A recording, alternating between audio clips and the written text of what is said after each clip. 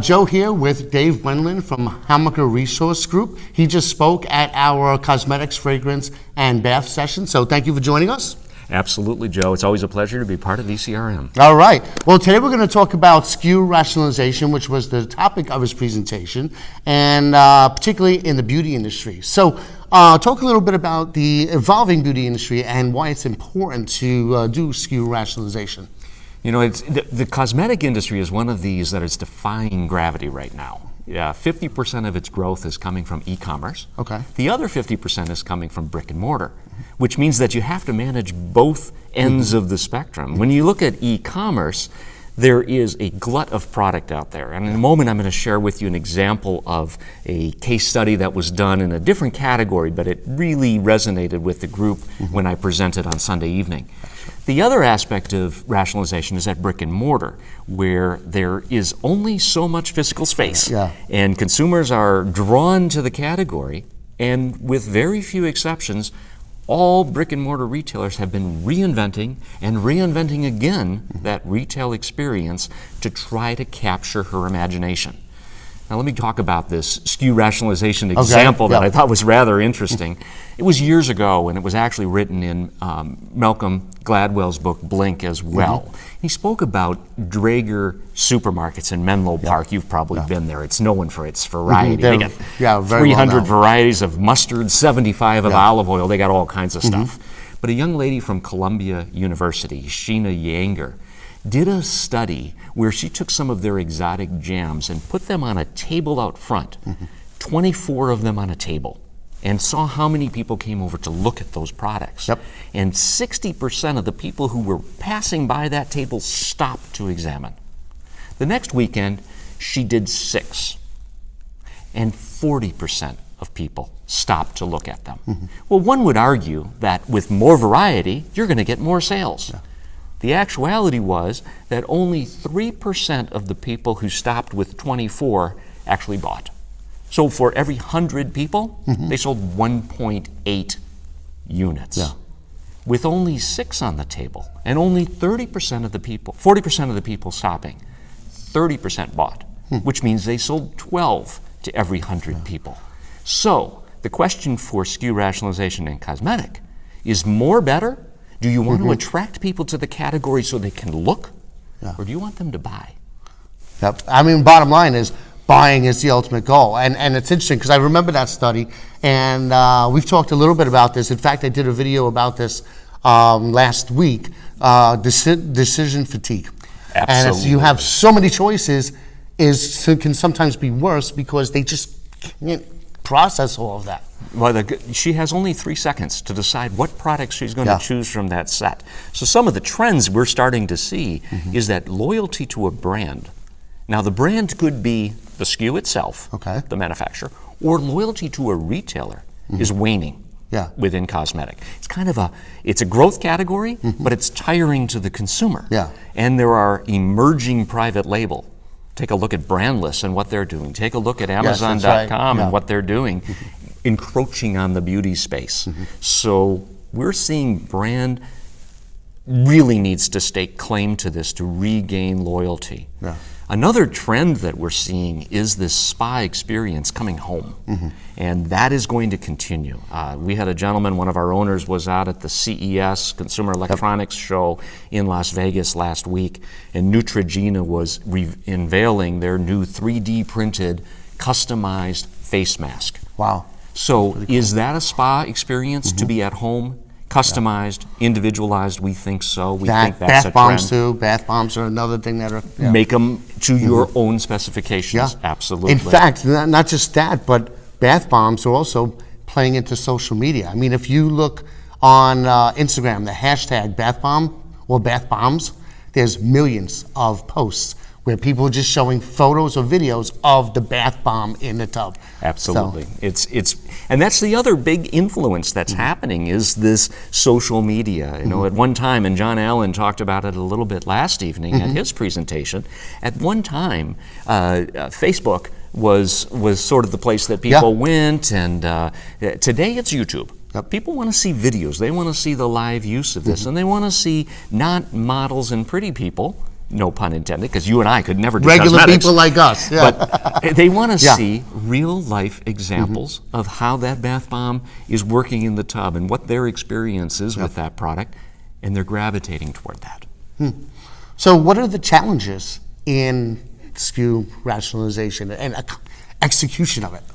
You know, there's probably two big areas. One is certainly this proliferation of product. And the big growth and the big attention among consumers is coming from the independent brands, these creative brands that can turn on a dime. Yeah. And the large CPG, large cosmetic companies are looking at that space going, how can I keep up with this trend? How can I be reactive and proactive to the space?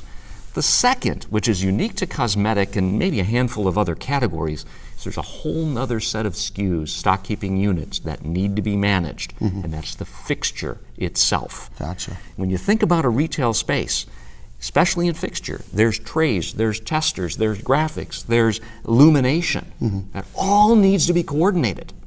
And even with a chain the size of one of the largest drug chains or grocers in America, not one size fits all. So somebody has to coordinate that activity. That's actually been a space that for the last 6 years we've been managing on behalf of brands, on behalf of retailers and fixture companies to make sure the right fixture gets to the right store at the right time. So, and then the people, so it's the people doing the fixtures are separate from the category managers, and so you need that coordination, otherwise. And sometimes it's a challenge. third Yeah. party. It may Yeah, not even yeah. be store staff Okay. that's implementing that. And then there's the whole issue of broken parts. And not broken hearts, but broken parts. Yeah. Where I'm implementing a tray and it just doesn't fit right, so I force it in and now it's broken. Now what do I do? Yeah. Well, you call the fixture company, and in the past they'd send a whole nother fixture to you. Delay of time, delay of execution, the brand loses, the consumer loses, the fixture company loses money. We've created systems in the background that says we know exactly what part should have fit in that spot, we'll send you just that part. Cool. So I think the efficiency of execution, compliance of the planogram, and overall experience is accelerating. And if there's organizations like ours that can coordinate and orchestrate this, it comes to, it's a win-win for all players. Gotcha. Cool. Well, let's go a little broader now and talk about the beauty category in general. What do you see coming up in the future? You know, on Sunday night I shared 10 predictions, and I'm happy to share the slides with any of the viewers and any followers of ECRM. 4 in particular that I think are probably the bellwether trends to keep an eye on. First and foremost, it's better for you and natural. Less ingredients is all of a sudden more. Yes. It's better for the consumer. They're looking for that. They're gravitating towards simplicity. So I think better for you, natural, clean label is definitely on trend. And by the way, we're seeing that across almost every category that we cover. So yeah. Absolutely. The second is beauty from within, which it premiered maybe 4 or 5 years ago, but has come of age. Yeah. So there's vitamins and supplements and even food. Blackberries can make you more beautiful. Yes. So there are ways that beauty is being infiltrate or being managed from within, which is far different than just putting product on your body. Now you're putting it in your body to become more beautiful, or to manage your health, or to reduce your aging, or to reduce your skin. What's interesting issues. is you have the intersection of food and beauty now. Because Absolutely. of those ingredients. And wellness. And wellness. Well, with the overarching umbrella of wellness. Absolutely. So a third trend that we're seeing is certainly e-commerce, and is not going to be slowing down anytime soon. I mentioned that 50% of the growth is coming through e-commerce, the other 50% through brick and mortar. It may be 20-25% of beauty today through an Amazon or other online site. We think that's going to continue to accelerate. It's going to be enabled by mobile, it's going to be enabled by voice. So together, technology in general is I would be remiss if I didn't include that among my trends. Yep. And last is store within a store, or experiential. This is one of the few categories that once a shopper, once she is in the store, she wants to touch that product, she wants to feel that product. Yes. Not all products are able to do that. So again, enter technology, magic mirrors. You and I could look better in a magic mirror if let's we get had some. it in front of us. We also have the opportunity for virtual testers for coordinating things. Internet of Things. I used the futuristic idea of what if I was sitting in front of my magic mirror, applying lipstick virtually, and then saying, which of the outfits in my closet will match? Gotcha, yeah. And combining everything. That is the future.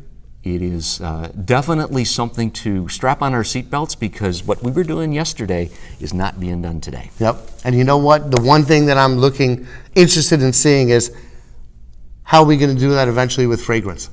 Well, How do you digitize fragrance? there's going to be a smellophone. Yes. I'm sure of that. So I appreciate the time, and thank you right. so much for always making me part of these presentations. And our organization works across the retail supply chain, touching manufacturers, distributors, retailers, all the way to when the consumer puts that in his or her basket. And this is a great organization to work with and for as those opportunities arise. Great. And how can people in our audience get in touch with Hamacher? What's the website? Certainly the website, www.hamacher.com, has a number of blog posts and a number of details about how to work with our organization, how to get product digitized for e-commerce or the fixture coordination piece. Likewise, if you want to reach out to me personally, Dave_Wendland at Hamacher.com. I thank you for your time. Thanks. And we'll have all that information in the post as well. Thank you for joining us. Absolutely.